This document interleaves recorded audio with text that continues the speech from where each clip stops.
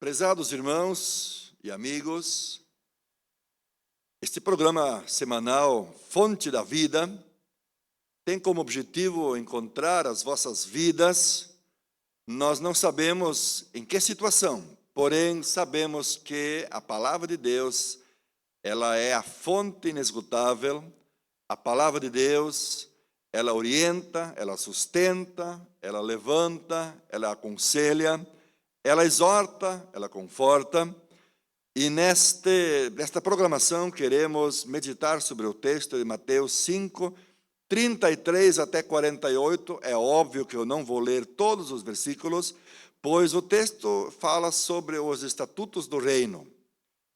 Todas as organizações, todas as nações têm os seus estatutos, suas regras, suas leis, suas constituições. Inclusive Deus, quando tirou o povo de Israel do Egito, a primeira coisa que Deus lhes deu foram as leis através de Moisés. E quando Jesus veio e começou o seu ministério, ele chamou os seus apóstolos, e uma das primeiras coisas que Jesus entregou para os apóstolos foram as orientações as quais eles deveriam seguir para a sua regra de fé e prática, que são chamados de estatutos do reino. Jesus chamou os apóstolos, subiu para um monte, e lhes falou sobre as bem-aventuranças e sobre mais orientações, as quais estão registradas em Mateus 5, 6 e 7. E hoje o texto de Mateus 5, versículo 46 somente, depois que Jesus falou sobre o juramento, que o cristão ele precisa ter uma palavra confiável, seja o vosso sim, sim, o vosso não, não. Depois também que Jesus falou que se alguém ferir o teu lado direito, ofereça-lhe também o esquerdo. Se alguém te manda caminhar 100 milhas, caminha também 200. Ou seja, Jesus estava orientando os discípulos que eles deveriam viver um verdadeiro cristianismo e ter um caráter de Cristo, ter o seu próprio caráter transformado, porque a lei, em muitos aspectos, era muito mais fácil viver do que os estatutos do reino, vivendo na graça, porém tendo um caráter transformado pelo poder de Deus. E aqui agora, para terminar esses 3 pontos que Jesus estava ensinando sobre o juramento, também sobre a justiça e também sobre o amor, no versículo 46 diz assim: se amardes os que vos amam, que recompensa tereis? Não fazem os cobradores de impostos também o mesmo? E se cumprimentardes somente os vossos irmãos, que fazeis demais? Não fazem os gentios também assim? Sede vós, pois, perfeitos, como perfeito é o vosso Pai que está nos céus.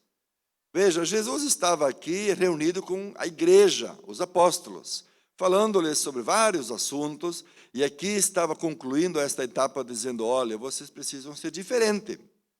Vocês precisam amar os vossos inimigos, vocês precisam interceder por aqueles que vos perseguem, e se vocês não fizerem assim, qual é a diferença entre vós e os outros?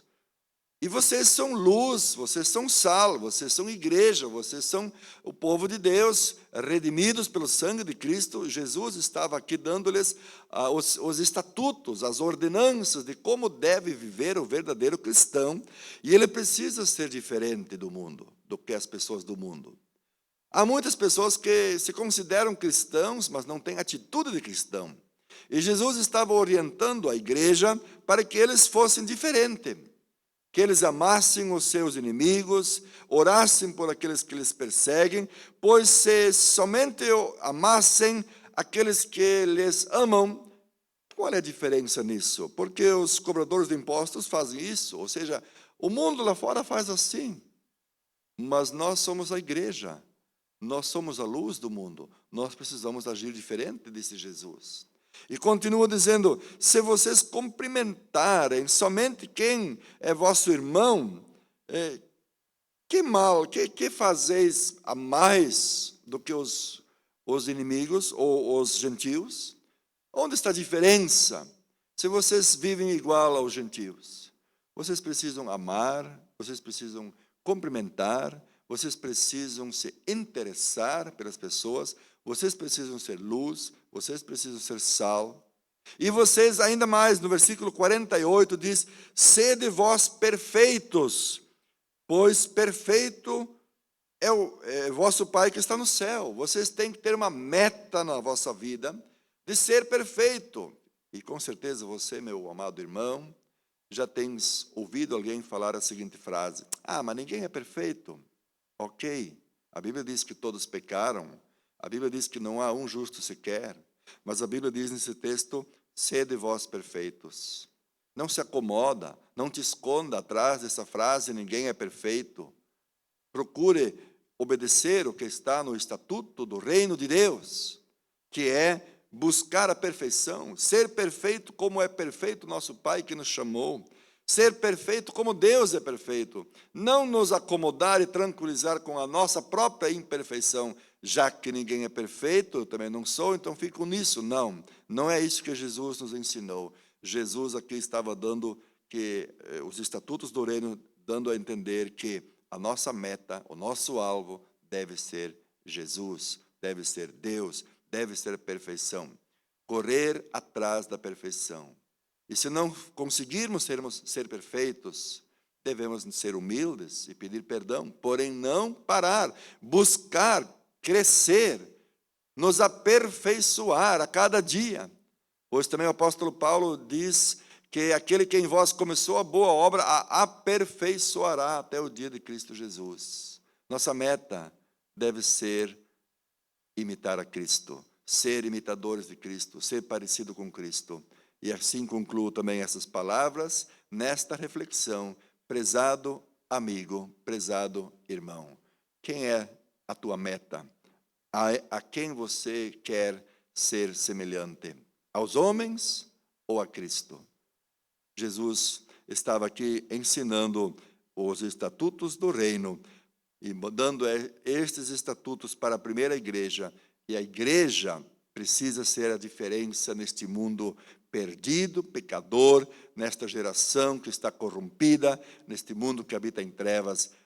É preciso com que a igreja seja luz e sal. E Deus conta contigo. Quero orar por ti em nome de Jesus. Pai, graças por tua palavra, por teu ensinamento. Graças, Senhor Jesus, que tu nos ensinaste estes estatutos e é estes que devemos seguir como igreja. Abençoa cada um que nos está acompanhando, seja por qualquer rede social ou por qualquer outro veículo de comunicação.